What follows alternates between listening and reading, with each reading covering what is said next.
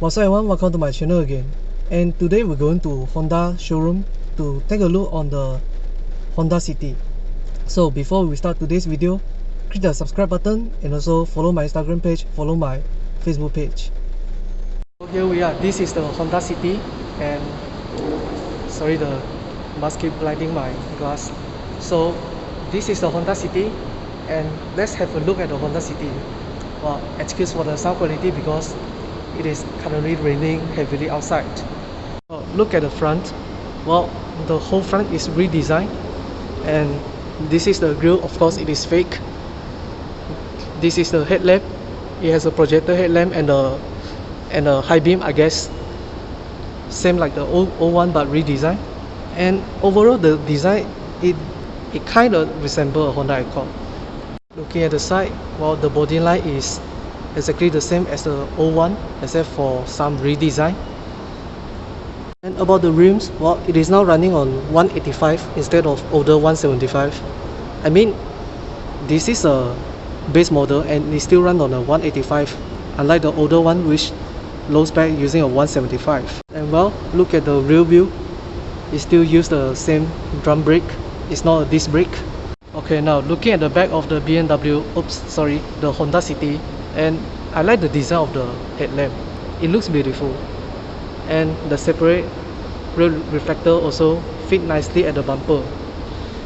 And there is a release button at the back to open the boot.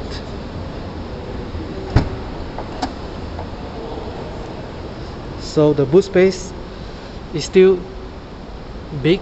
I mean, it's not as big as Almera last time, but it is still as big as last time. And there's a release button over here to release the rear seat. And then same, there's a space saver spare here. And this is the Honda City. And let's talk about the engine. Well, as you can see, it has a bigger header, which means it is a DOHC, not a old SOHC anymore. It is still running on the same block, which is the L15 block, the same as the older City and the same as the Honda Civic. And if you look closely, it is a slanted engine. I mean, the head is pointing towards the cabin, not straight. It is slanted. So let's talk about the interior. So the first thing first, the rubber is still not here, so the sound insulation will be not as good as the last generation. So the first thing you realize is the dashboard has been redesigned. Well, it looks definitely more modern with the hazard light here and new aircon vent, and I believe this aircon vent will be more efficient than the last one. Then there is a new design aircon knob. I like the quality of the thing. It has a nice clicking sound. Then the gearbox is redesigned with the icon button is right over here, and it lacks the L gear, but that's never mind because it's a CVT. The gear knob is redesigned. Let's take a closer look at the driving position. And well, the brightness control is here for the meter, of course, and then the trip clock selector, and the push start button is over at the right side. And for the steering, well, there is a lot of blank button because this is not a full spec, and everything else, well, it looks like the same, like similar to the pre-facelift Honda City. And let's adjust the driver's seat to my position and let's take a look at the behind. Well, the leg room is the same and everything else is the same.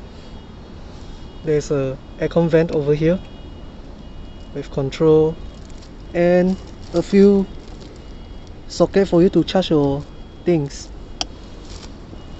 And then if you look at the back, there is a armrest, and well, exactly like the pre-facelift Honda City.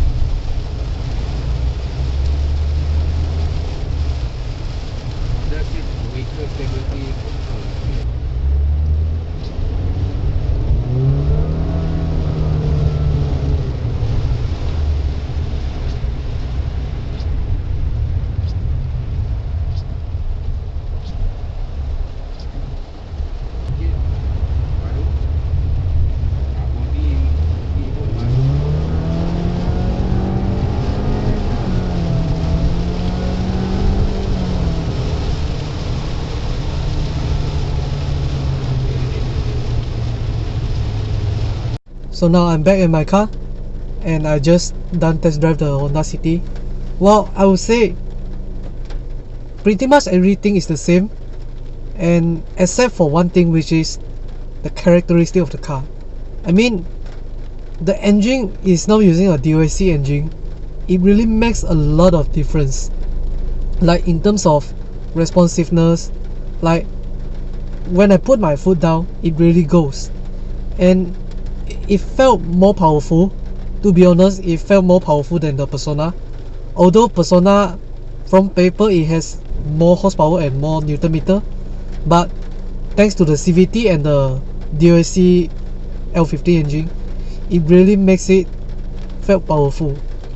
And about convenience of driving the car, well, it has a few more driving aid with which help you in driving the car. For example, if you put on the left signal, it shows the blind spot at the center console, so you don't need to worry about there is a motor over there or there is some car over there trying to overtake you from the left side.